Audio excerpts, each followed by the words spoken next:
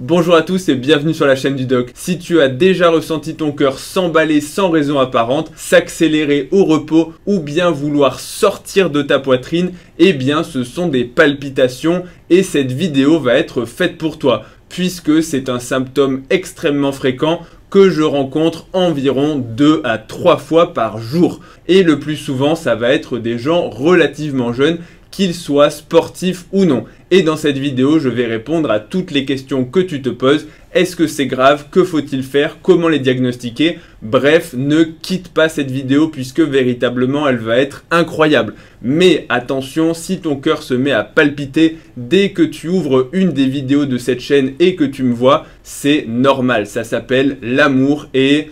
bon là je crois que je suis en train de m'égarer. On va lancer la vidéo générique. I've been on the side too long, don't know my pain's a nightmare. Devil on my back, fuck that and overdose.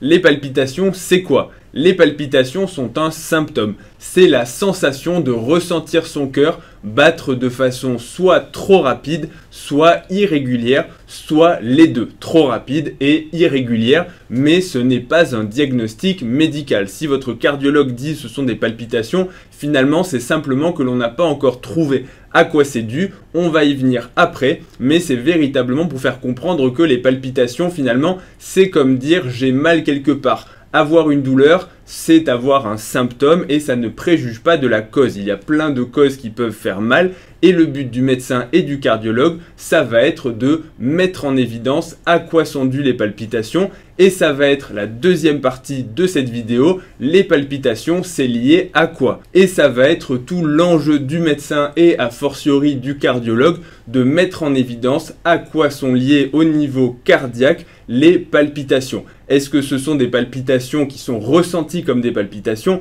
mais qui sont normales, c'est-à-dire qui ne sont pas liées à un trouble du rythme, mais simplement à une accélération normale du cœur, ou bien est-ce que ce sera anormal et en rapport avec un trouble du rythme? Mais d'abord, je vais devoir rembobiner un tout petit peu. Le cœur a une fréquence cardiaque. En général, on va résumer, elle va être de 60-70 battements par minute au repos. Et cette fréquence cardiaque, elle va être régulée par un rythme cardiaque qui est normal, que l'on appelle le rythme sinusal. Sinusal, ça veut tout simplement dire que ce rythme va naître au niveau du nœud sinusal, qui est une toute petite zone au niveau du cœur, qui va 60 à 70 fois par minute déclencher de l'électricité pour que le cœur se contracte. Donc ce rythme est normal et ce nœud sinusal va être sous l'influence de différents facteurs qui vont soit l'accélérer pour accélérer la fréquence cardiaque, soit au contraire le ralentir.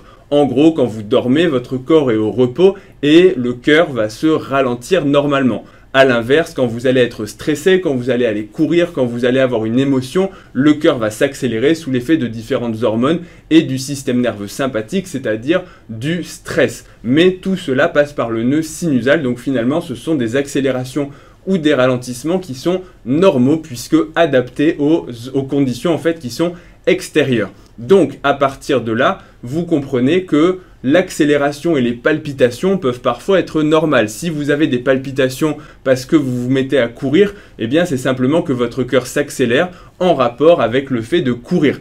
Et la plupart du temps, les gens qui vont ressentir ces palpitations en allant courir, c'est simplement qu'ils ne sont pas entraînés et que même des efforts minimes, par exemple la personne qui ne fait pas de sport, elle va courir après le bus, c'est pas un effort très important, mais même si elle court 30 secondes, elle va dire « Ah ben j'ai des palpitations, mon cœur s'emballe ». Oui, mais c'est simplement que tu as fourni un effort important. Donc ça, c'est quelque chose de normal. Maintenant, est-ce que les palpitations sont liées à un trouble du rythme, c'est-à-dire anormal? Et ce trouble du rythme, il peut y en avoir plusieurs types. En gros, c'est de l'électricité qui ne va pas passer justement par ce nœud sinusal, donc qui va contourner les voies électriques normales et donc se déclencher ailleurs dans le cœur.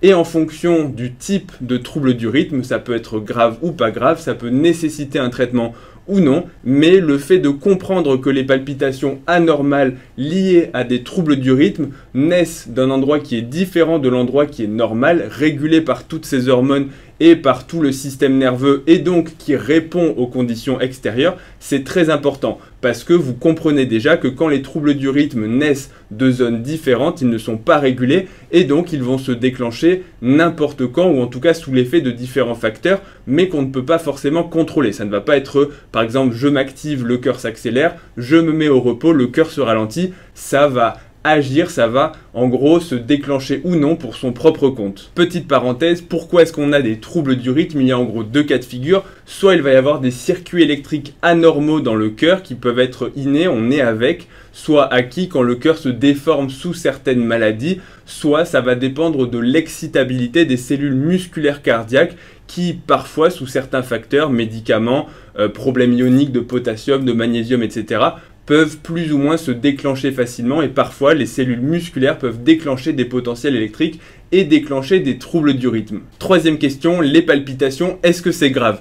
Comme vous l'aurez compris, il est impossible de répondre simplement à cette question, mais en gros, ça va uniquement dépendre du type de trouble du rythme. Si c'est une accélération normale du cœur, comme on l'a vu, ça n'est pas pathologique, donc ça n'est pas grave. Et si ça vient d'un trouble du rythme, ça va dépendre du trouble du rythme. Certains peuvent être graves et conduire à l'arrêt cardiaque par des fibrillations ventriculaires, des tachycardies ventriculaires qui dégénèrent, ou à l'inverse, d'autres troubles du rythme peuvent être totalement bénin et n'avoir aucune conséquence si ce n'est le fait justement de temps en temps de donner des petites palpitations mais n'avoir aucune conséquence sur le cœur, ne créer aucun symptôme et ne jamais pouvoir dégénérer dans des troubles du rythme beaucoup plus graves. Donc finalement, les palpitations, on ne peut pas trop savoir juste comme ça est-ce que c'est grave ou non, mais il y a quand même des éléments d'orientation qui doivent vous faire vous demander est-ce que vous devez consulter parce que le cœur qui s'emballe de façon inappropriée, on l'a tous eu au moins une fois. La première question, on va dire, c'est est-ce que c'est fréquent? Si ça vous arrive 2 à 3 fois par jour, c'est quelque chose de fréquent et il faut peut-être se poser la question. Est-ce que ça dure longtemps? Par exemple, si vous ressentez juste un seul battement ou si à l'inverse ça dure 2 heures, c'est pas du tout la même chose.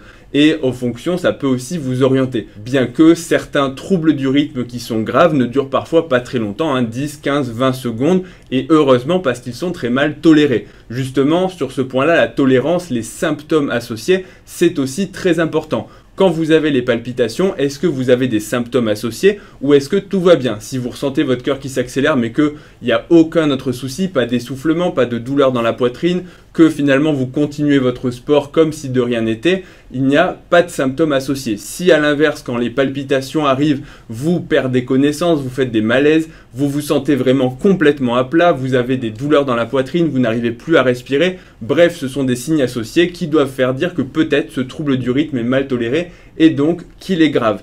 Est-ce qu'il y a des antécédents dans la famille? S'il y a un frère, un cousin, un parent qui est mort d'une cause inconnue, qui est mort en faisant du sport ou autre, auquel cas, il faut se dire attention, peut-être que j'ai une maladie génétique dans la famille qui traîne et donc que je devrais consulter.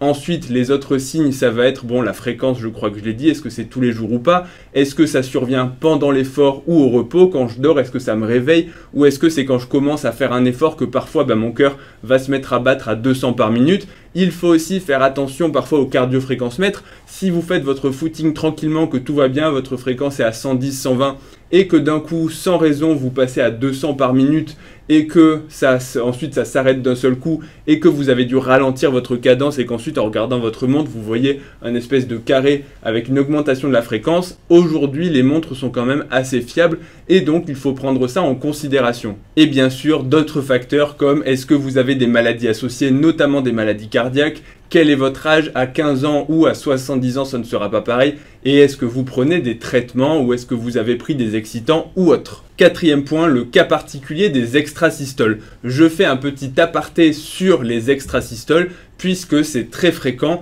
et on peut les reconnaître le plus souvent à l'interrogatoire. Une extrasystole, ça veut dire une systole surnuméraire. Une systole, c'est une contraction cardiaque. Donc une extrasystole, c'est un battement qui va survenir de façon inappropriée et surnuméraire. En gros, votre rythme va être régulier. Poum, poum, poum. Et quand vous allez avoir l'extrasystole, ça va faire poum, poum. Et puis ensuite, il va y avoir un repos compensateur, c'est-à-dire une pause, et ensuite ça va reprendre. Donc si je vais vous mimer à quoi ressemble une extrasystole, ça va faire poum, poum, poum, poum, poum, poum, poum, poum, poum. J'espère que mon imitation sera convaincante. Ça, c'est reconnaissable à l'interrogatoire parce qu'en général, on ressent le battement en plus et ensuite on sent la pause compensatrice. Ça s'appelle une extrasystole. Il y en a deux types, les auriculaires qui naissent des oreillettes et les ventriculaires qui naissent des ventricules. Je ne vais pas rentrer dans un exposé, mais globalement, est-ce que c'est grave? Là encore, c'est difficile de vous répondre. Dans 99% des cas, ça ne sera pas grave, c'est très fréquent et des extrasystoles, on en fait tous, plus ou moins fréquemment, mais parfois, dans 1% des cas, un chiffre sorti de mon chapeau, mais juste pour vous dire que c'est très peu fréquent, les extrasystoles vont être liées à certains types de maladies et ces extrasystoles peuvent dégénérer en troubles du rythme beaucoup plus graves.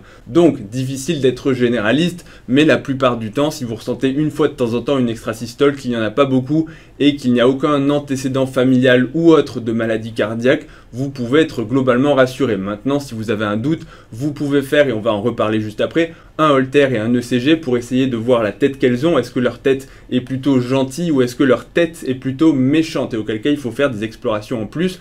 Et un Holter pour les quantifier, combien il y en a sur la journée. Et à moins d'en avoir vraiment beaucoup, le plus souvent, on ne fait pas grand-chose et il faut simplement rassurer les gens. Cinquième question, comment fait-on le diagnostic? Comme vous l'aurez compris, si j'ai été clair, les palpitations sont un symptôme et le rôle du cardiologue va être de mettre en évidence s'il y a ou non un trouble du rythme pendant les palpitations.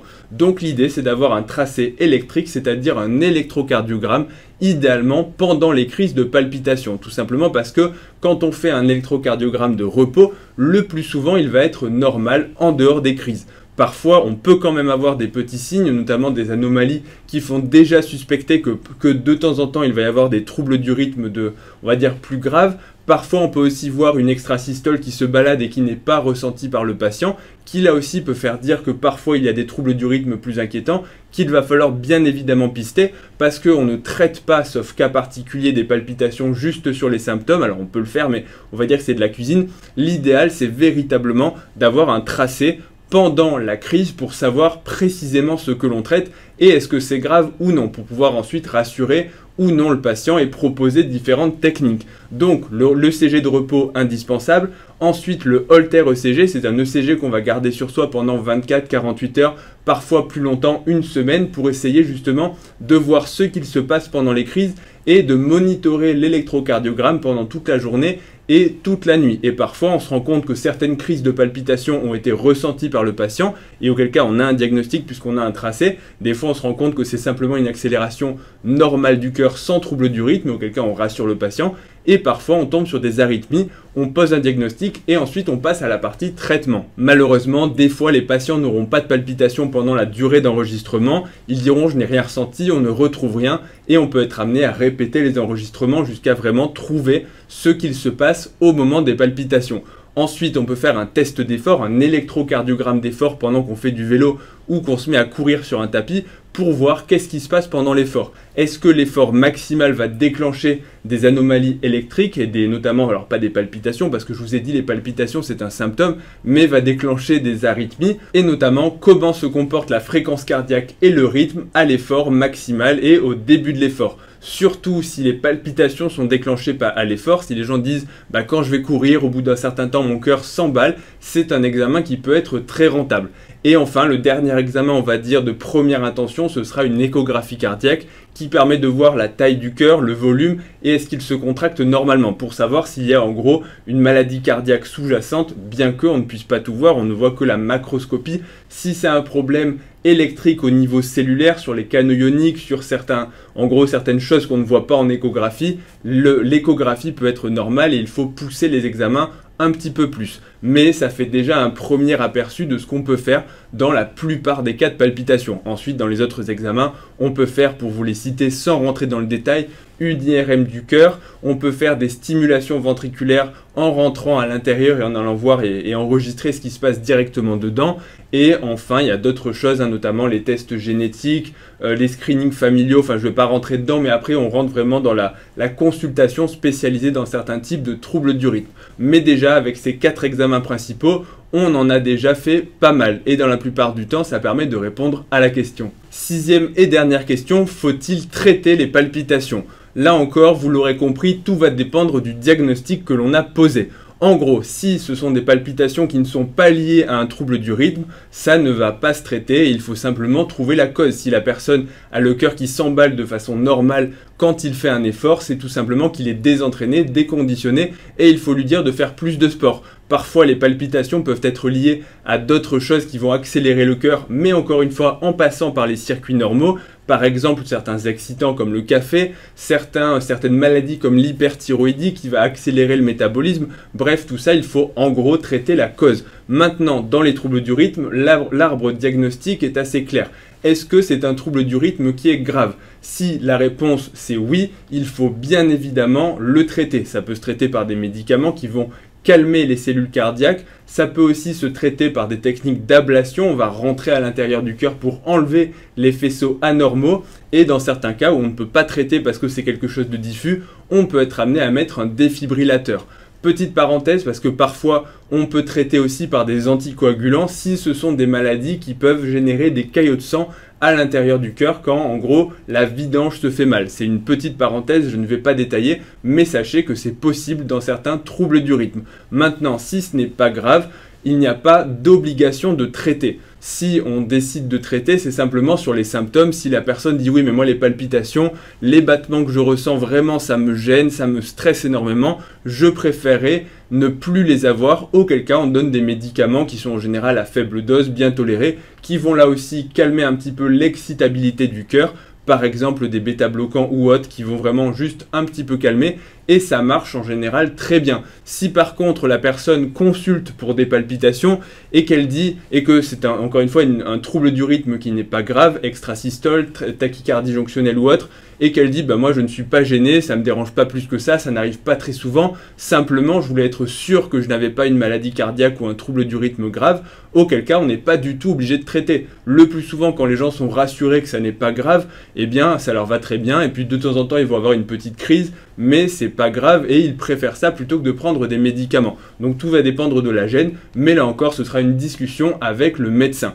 J'espère, et on arrive à la fin de la vidéo, que cette vidéo vous aura éclairé sur les palpitations, que ça vous aura plu, que vous aurez appris des choses et que si vous aussi vous ressentez des palpitations, vous aurez un petit peu plus compris comment est-ce qu'on raisonne en tant que médecin. Avant de partir, n'oubliez pas un pouce bleu, un soutien à la chaîne en vous abonnant pour également ne rien rater des prochaines vidéos. Retrouvez-moi aussi sur Instagram et sur TikTok ledoc.pm et je vous dis à bientôt pour la prochaine vidéo. Salut à tous.